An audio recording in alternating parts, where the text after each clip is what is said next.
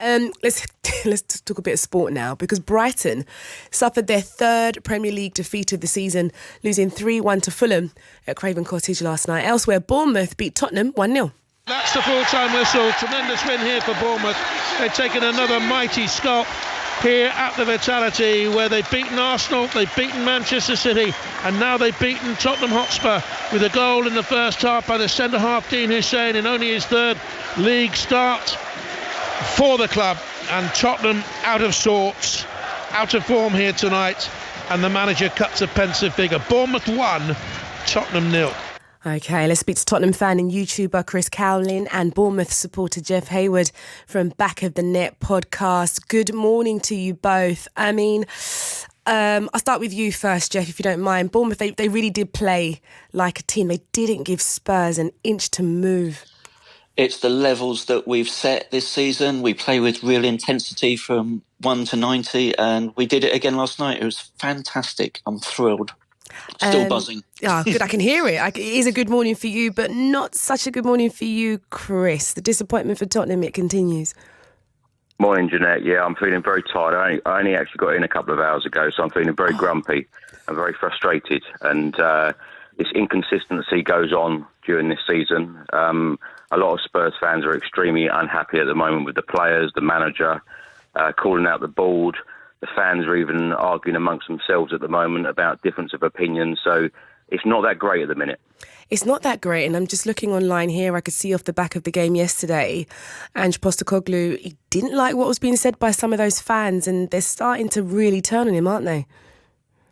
They are. There was a lot of strong swearing towards our manager and comments about his size as well. So obviously he didn't like a lot of the comments that was being said, and a lot of boos for him and a lot of the players after the game. But it's just so inconsistent this season. It's just so frustrating losing to the likes of Ipswich, Brighton, Bournemouth, Crystal Palace. We've had good wins away at Manchester United and Manchester City, but you never ever know what you're going to get with Tottenham. You know, we're now sitting in 10th place in the Premier League table, 6 wins, 6 defeats and 2 draws. So you just don't know what you're going to get. But I just believe that Spurs should have done so much more business in the summer transfer window, bringing in experienced players. And, you know, if you want Ange Postecoglou to be at the helm of, taking this rebuild, you need to give him much better players. Well, credit where credit's due to Bournemouth, though, Jeff. When we look at what Bournemouth have done this season with some of the huge teams in the league, they're a bit of a bogey team for some of the teams this year. Well, the key to it all is we've got a great coach. The players know what they're doing. They're well drilled, and we play with play as a team. And I think you saw that last night. The recruitment, in contrast to Spurs, has been really good.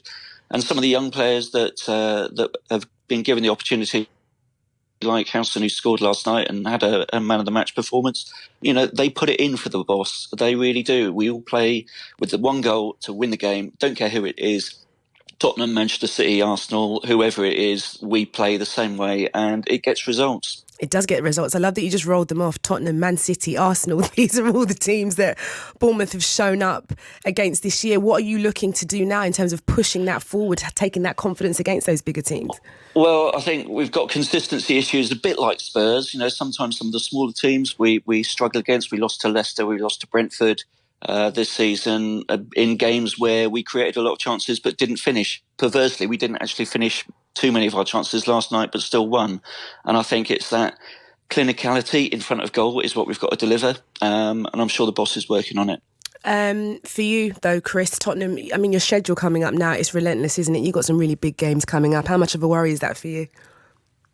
Well, we've got so many injuries. That's the big issue at the moment. And, of course, Ben Davies went off last night with a hamstring issue. So we're literally down to the bare bones. And, you know, if we want to continue in all of the cup competitions, you know, we've got this big quarter-final coming up in the Carabao Cup against Manchester United. We've got the Europa League games coming up. And, you know, games are coming thick and fast. And Spurs need to get results. And, you know, the next game is not easy because we're facing second place Chelsea, who of course are our big London rivals as well. So yeah, as you say, the games are coming thick and fast and there's no easy game in any competition.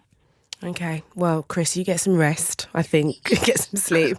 And for you, Jeff, congratulations off the back of last night. Thanks for both of you for coming on. That's Chris Cowlin there and Jeff Hayward, Bournemouth and Spurs supporters, talking about last night's game. 6:30. Before we get the news and sport, just wanted to play a little bit of this for you. This is a great idea. A new nightclub opening in Manchester.